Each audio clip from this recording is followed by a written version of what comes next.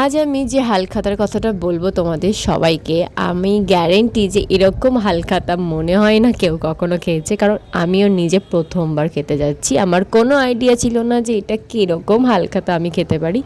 শুনলাম ওখানে খাওয়াচ্ছে এবং আমার মানে আমার বাবার যেহেতু সূত্রে ছিল, জায়গাটা বিশাল বড়, তুমি দেখতেই পাবে। আর এখানে দেখো বিরিয়ানি খাওয়াচ্ছে হালখাতাতে, ঠিক আছে, আনলিমিটেড, তুমি যত পারো। শুধু বিরিয়ানি নয়, বিরিয়ানি মাংস দেখো, আমি জাস্ট একটাই, কারণ আমার ক্যাপাসিটি এতটাই ছিল।